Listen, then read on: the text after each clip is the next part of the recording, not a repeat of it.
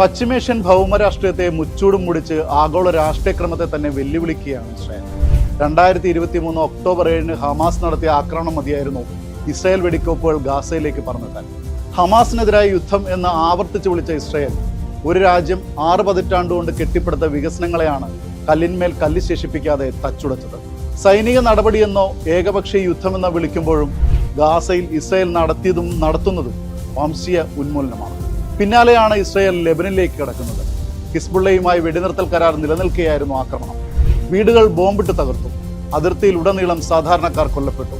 ഗ്രാമങ്ങളിൽ നിയന്ത്രണം ഘടിപ്പിച്ചു. ഹിസ്ബുള്ളയ്ക്കൊപ്പം യമനിലെ ഹൂത്തികൾ ഇസ്രായേലിനെതിരെ പടചേർന്നു.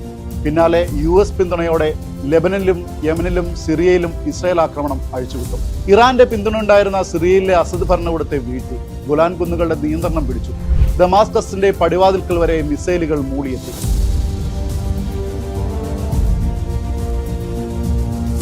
കണ്ടുശീലിച്ച പ്രോക്സി യുദ്ധം അതോടെ അവസാനിച്ചു. 2025 ഇസ്രായേലും ഇറാനും നേർക്കുനേർ ആക്രമണം തുടങ്ങി. യാതൊരു പ്രകോപനവും ഇല്ലാതെയായിരുന്നു ഇസ്രായേൽ ഇറാനെ ആക്രമിച്ചത്.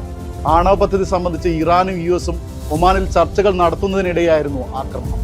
സൈനിക കേന്ദ്രങ്ങൾ, ഊർജ്ജ പ്ലാന്റുകൾ, വിമാനത്താവളങ്ങൾ എന്നിവിടങ്ങളിലേക്ക് വ്യോമാക്രമണം ആരംഭിച്ചു. ഇറാന്റെ ആണവ കേന്ദ്രങ്ങളിൽ ബോംബിട്ട് US ഇസ്രായേലിനെ സഹായിച്ചു.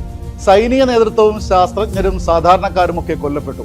എല്ലാത്തിനും പറയാനൊരു കാരണമുണ്ടായിരുന്നു: ഇറാന്റെ ആണവായുധ പദ്ധതി.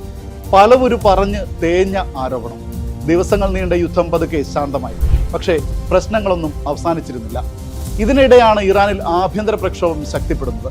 ഭരണകൂടം പ്രക്ഷോഭത്തെ അടിച്ചമർത്തി. രാജ്യത്തിനപ്പുറം വിഷയം ചർച്ചയായി. ഇതോടെ ഇറാന്റെ ആണവ പദ്ധതികളെക്കുറിച്ച് ആകുലപ്പെട്ടിരുന്ന ഇസ്രായേലും US ഭരണമാറ്റം എന്ന പുതിയ അടവ് നയം സ്വീകരിച്ചു. ആഭ്യന്തര പ്രക്ഷോഭത്തെയും സംഘർഷത്തെയും ആളിക്കത്തിക്കുന്ന വിധത്തിലായിരുന്നു US ഇടപെടൽ.